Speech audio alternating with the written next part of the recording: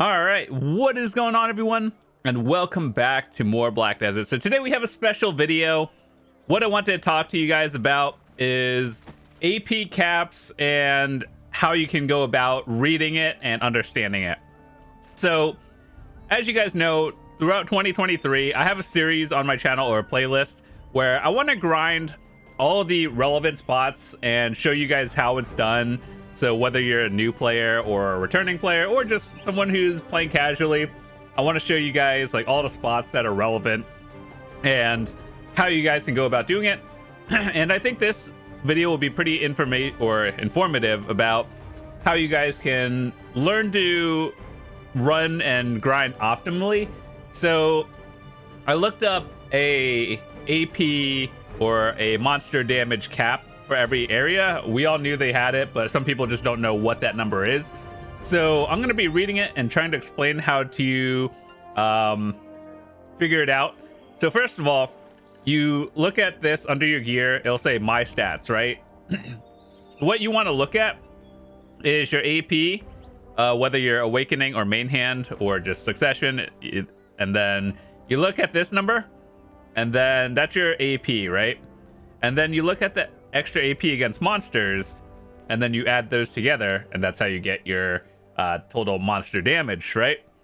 And then obviously, I believe these are like what kind of enemies you are fighting against as well. So if you have various crystals or accessories that do extra damage to X type of enemy, you'll be doing some of that. So, but for the most part, you look at your stats, you take the AP over here, whether you're Succession or Awakening, plus your monsters. This is counted by your buffs as well. So I don't have a Villa scroll running, but I do have a simple cron meal. And I use this one for grinding for the most part. So we'll take that as the general standard. And I have extra AP against monsters, as in light stones, and our crystals are here. So if you want to look at that, I'll try to teach you guys some easy to understand and like alternative crystals you guys can go for as well. There are some expensive things that I don't personally need, but if you are a lower gear player trying to hit an AP cap for a certain zone, we'll talk about that as well. So first of all, let's pull up the spreadsheet. Now I just I googled this. This is like a data mine thing, so I believe you could find it as well. So what we're looking at here is basically how to read this, the name of all of the grind spots, obviously the recommended AP. This is the thing you could find, or this row is what you could find in game. And then these are the initials, 100% to be like the maximum efficiency. And if you go over that number, like the number over here, for example, you'll see soft cap numbers. And what that means is if you are over that number, like let's take Sakraya Underwater. This is I would say this is the average spot a lot of people grind. So let's take this as an example. If you are 401 to 490 AP, or AP plus monster damage, and that gives you this number, then you are 100% effective at that spot. If you are over 490, which is like 491 plus, the additional AP is only 70% of the maximum efficiency. So yes, more is better, but the like drop off is more or less noticeable. And this changes based on the spot. So like you'll be 5% more effective with more AP at the Elvia spots. So when I look at my crystals, and some people have asked me before, let's hide this for a second. So this is the crystal setup I use. This is a little bit different from what other people do. So this is your traditional PvE one. So most people who aren't capped in certain spots will not be using Alucas, the PvP crystals. Instead, you'll be using the extra crimson thingies that give an extra 5 AP. The reason why I use this is because I overcap in a lot of spots, and I value the attack and cast speed a little bit higher than the extra AP because I don't actually need it. So obviously having a Garmoth's Heart really does help. Yes, I know it's very hard to get, to the point where people are like, oh, you should just do the Garmoth Heart quest line down in Odalita and do Nuver about like 100 times or something. So yeah, this is my general PvE crystal setup. This is the more or less hybrid one for like depending on the spot, honestly. But yeah, for the most part, I would recommend using these. I know that these PvP crystals are not super relevant if you are lower to mid gear, and instead I would just go for the extra AP ones, and those are actually cheaper. So other options you can get to like get into that 100 percentile and grind spot is the Lightstone of Blade. Now this one, wait, hold on. There is one that gives monster damage, and I don't actually remember which one. I think it's a combo that gives monster damage and then like crit, which is like more, so it's pretty good. But there's a lot of different Lightstone combinations you guys can do. There's no like right or wrong. It's like what you're at specifically. So yeah, let's go back to the chart. We'll look at all of this, and then we'll basically tell you what I think is generally the easier and the harder things you should switch up your crystals for. So let's see, for newer players, you're generally going to be at these are spots that you are basically at early on. Honestly, like if you are a newer player, let's say you're seasonal gear, chances are you're probably at centaurs. And then after you graduate from seasons and you're wondering, okay, so I could improve my seasonal gear even further with boss gear, where do I go now? That's where things open up a lot, and Sakraya is generally one of those places I'd recommend for people.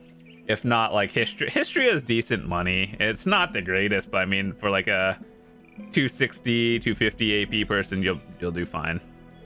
So a lot of these are kind of like irrelevant because you'll probably be there for maybe less than an hour, and then the rest of the time it's like it's just good to know information. But the important ones I think most people are going to be looking at are the Elvia ones, which is in Serendia and then some of Calpheon. So overall, I would say if I were to full buff everything, I could meet the 100% for basically everything, and most things I go over.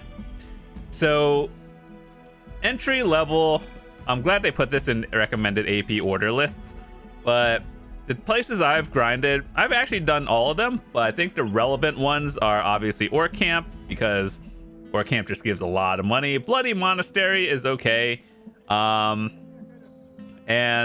Swamp Fogans, because all of those three are the ones that give accessory cup upgrades, and eventually I'd like to think all of you guys are going to be doing that. So whether you buy it or you grind it out yourself, these are good numbers to reach. And so if you are wondering what should I be at with your total AP and monster, this is what it is. So the only really tough one I would say is probably Orc Camp, and it does recommend 280 AP, which I think is a good start. But I think for Orc Camp in particular, that place requires a little bit more DP, because things kind of get a little tricky if you get CC'd, and then like if you're doing a big pull and then you get one CC and they all just group on you, it kind of does chunk your health. So that's what I'd be a little bit cautious of, but everything else you should be fine.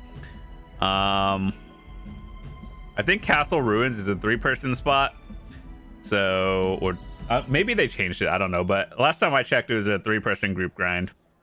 But the only thing, the relevant ones are basically the bottom 4. Okay, so after that, it's like the 5% soft cap. Once you reach the cap over here, which I would say 850 is pretty, like you have to be pretty decently geared to hard cap that without like a lot of extra crystal slots and stuff.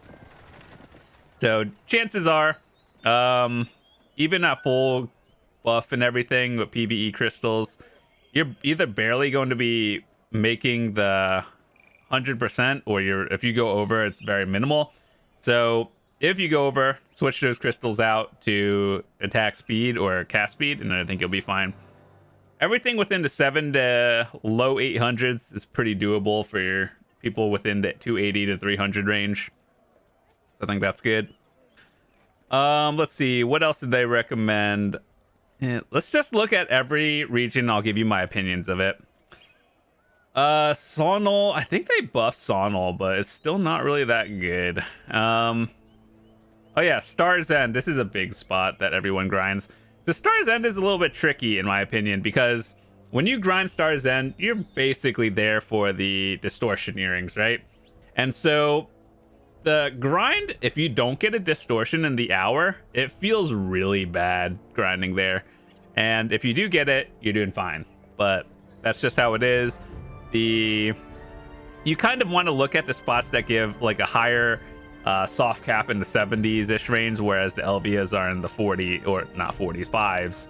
So like these are very tough to get to. Even in Quint Hill, over to 920, reaching that soft cap is very difficult. You have to like have really high end gear. Granted, it is a 310 AP spot, but it's very difficult to reach that cap. But for the most part, I don't think most people are going to be grinding there. Hex Sanctuary is a very popular one. Most people within that range are within the 800 plus, which I think is good, and you're doing fine.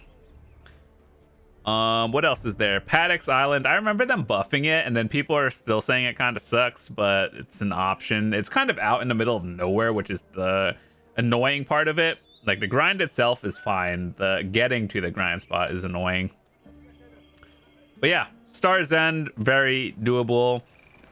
This is one of the spots as well where I would think that yes, 260 is fine, but you do want a little bit more DP, and can't just really go glass cannon. Oh, I mean, you can, just don't get hit. But I would recommend your average person to, you know, gear up a little bit in terms of your defenses for it as well. Yeah, these are all very high-end spots. The Calpheon Elvias are endgames grinds, so if you're not there, you're not there. Mediah.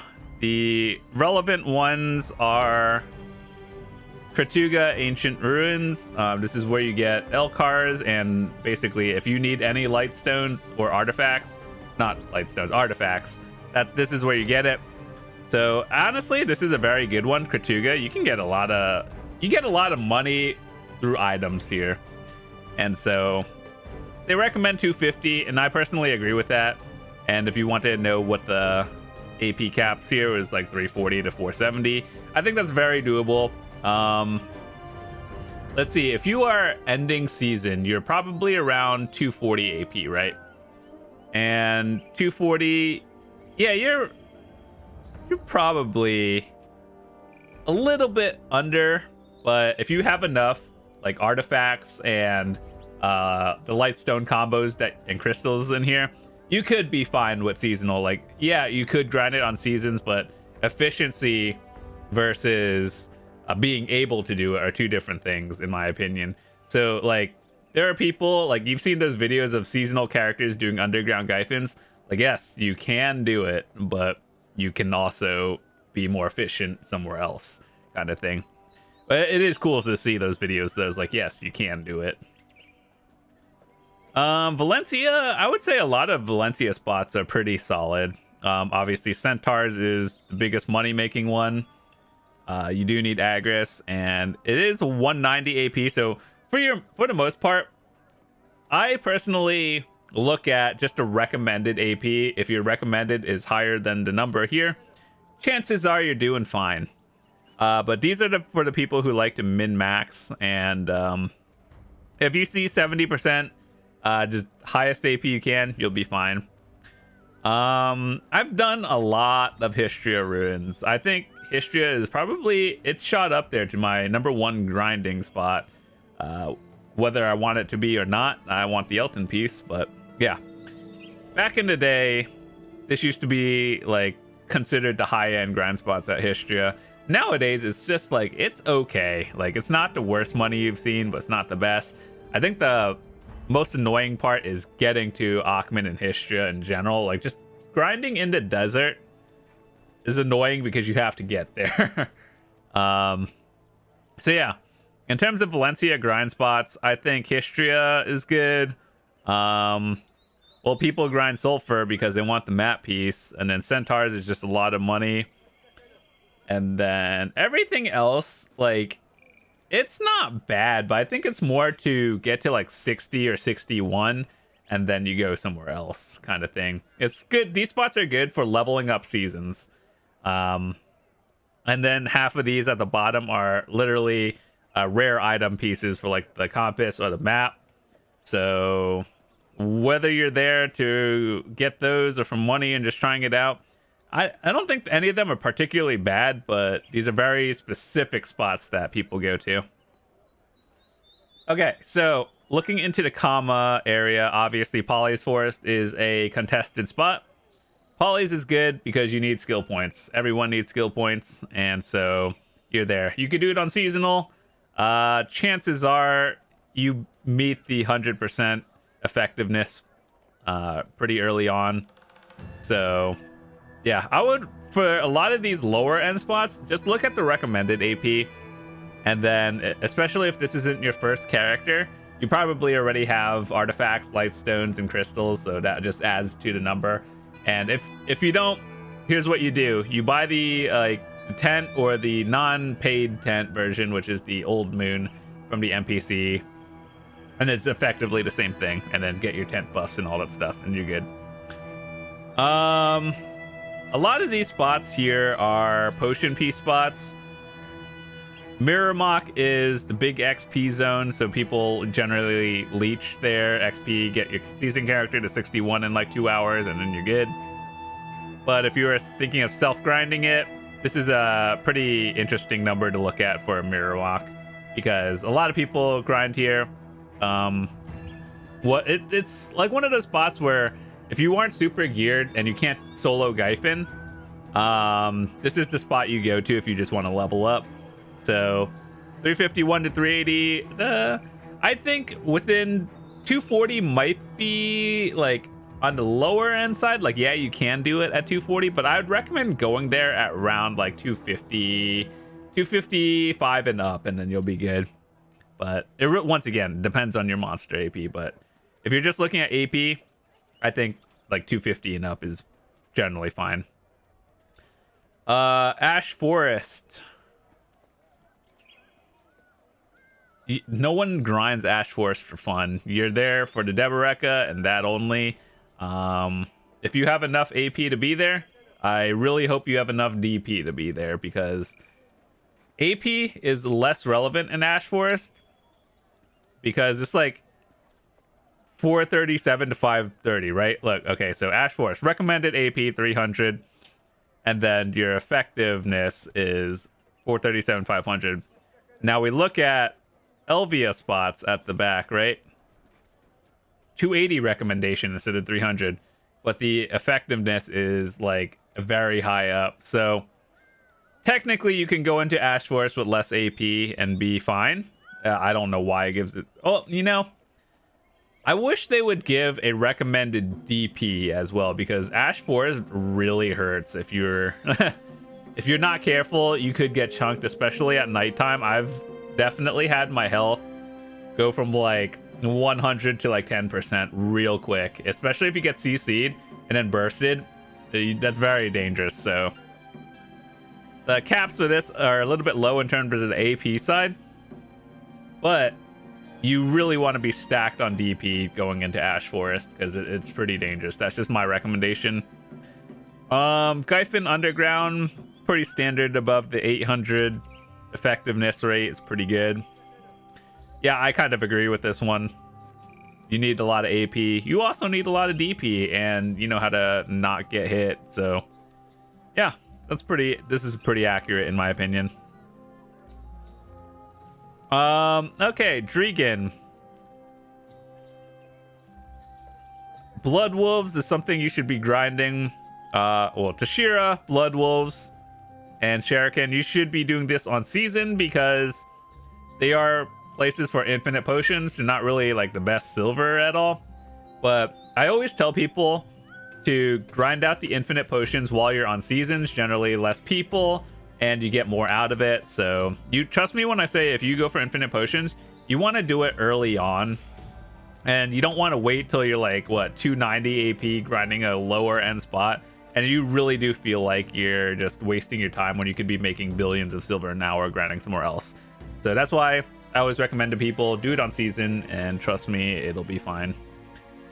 The shuriken at night is one thing I haven't really tested too much. It's like it's a different mechanic than daytime grinding.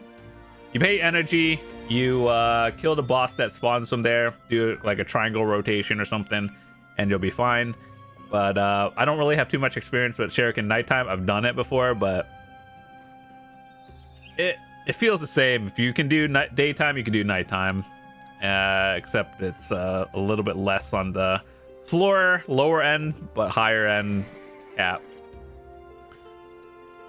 But yeah, Drieghan, I would recommend a lot of these spots just do it on season, and if you're full pen Tuvala, you'll be fine. Odalita, I don't really have too much experience with Thornwood. If you are looking for Spectre's energies, which is to make black stars and everything, Thornwood is the best spot to get it. Tunkuda, which is the Turos, is basically the duo group grind spot to get the flame for your fallen god armor. Hopefully, if you are grinding there with your friend is also equally, if not more geared as well, so efficiency is very important. Olin's Valley actually has a lower effectiveness rate than I thought it would for a 300 AP spot, and these two are a little bit tricky to talk about because these are very end game, and then some of these are group spots as well. So if you're at Olin's, I would say it's not really about the AP. Like, obviously more AP is better, but Olin's is a special one where if you don't know the mechanics, you're really just gonna get clapped. And like, if you get hit by a slam, it's just like 100-0, even with like a lot of HP. So you either have to have a lot of DP or really just learn the mechanics is the most important thing to me in Olin's. Crypt of Resting Thoughts, arguably the hardest spot to grind in the game currently. This is a very low number, actually, when I look at this, because this spot, there's a lot of enemies. It's like a condensed area, and then you group a lot of them up, and they hit very hard. So, like, this is kind of a deceiving number, where it says, like, oh, 443, 580, and then you just get deleted in, like, 2 hits because things just hurt. So I feel like if you're there, once again, this is kind of like Ash Forest. You're there because you want the Deboreka belt, and you're mega geared. So this is a deceiving number. I would say if you want to grind Crypt of Resting Thoughts, you're really like at the 1% of gear, where you're like full pen, everything, triple pen black stars, very decent crystal setups, light stones, full elixirs and everything. So this is a very deceiving number. Just be careful if you want to go there. Mountain of Eternal Winter. Winter tree fossil is literally the most irrelevant thing. We did a video on this and it wasn't good. The places that I think are important are the Starlight or Jade Starlight Forest, is where you get the flames for the Labreska helmet. And yeah, these are pretty relevant and accurate numbers. It is only on the 30% off soft cap past it, but like realistically, I do recommend 280 and up to be here for AP. Decent crystals, decent light stones, and generally I don't think the target to hit 100% is difficult. It is difficult to master like how to do pulls in particular. Like, so Jade Starlight Forest is a very easy grind, but mastering the pulls and when you get elites at odd times, knowing how to min-max the trash loot is the difficult part. But yeah, hopefully you guys enjoyed this video. A lot of these are kind of spots that no one really goes to, but I hope I covered the ones that I think are relevant more or less in 2023. And obviously things could change. These are like data mine numbers, but overall, once again, before we wrap up, let me once again show you how to actually read it. And you saw all those numbers. How do you check it for yourself? So put on all your gear, put on some food. Like here, let me just show you right here. Okay, so I have 612 and then AP against monsters at 196. Now let's eat a food. And you see how that number counted? So it's your number over here plus the monster AP. Mine would be a little bit higher if I used elixir, popped my Bell's Heart, had a tent buff. Accuracy is a little bit important for PvP. Well, not a little bit important, it's very important. But for PvE, it's less relevant, depending on where your spot. If you're at a higher end, I think accuracy is important. If you're at a lower end, who cares? This second tab of like all these evasions and damage reductions, it's more for PvP. Generally, when it comes to PvE, just literally the good old don't get hit meme kind of thing. Whether you need resistances depends on 1, your class, 2, do you think you need it, do you don't get hit kind of thing. But yeah, generally for the most part, if I'm full buffed, I can hit the target AP cap for pretty much everything. I think if I had to say the few things, it's just like the Calpheon Elvias are the ones that are very difficult to reach for me. But I could do it. I just have to like min-max very hard. And yeah. So hopefully you learned something today. If you did, drop a quick like on the video. Would love to see you guys come back. If you're new to the channel, hit that subscribe button, the whole 9. And my videos usually are for people who are looking to get better at the game. And I've been playing BDO since the beta. You can actually watch my journey from the very beginning when I first made my character and me playing in the beta. So back in the day, I didn't have a lot of guides to help me. I just kind of had to figure all this out myself. So the fact that 7 years have passed and I've been playing this game is kind of wild. And so I like to help out new players get into the game. I know this game has just a lot of information that's not really intuitive. And yeah, so that's why I'm here. With that said, thanks so much for watching. I'll see you guys tomorrow if you guys choose to come back. And I'm out. Peace.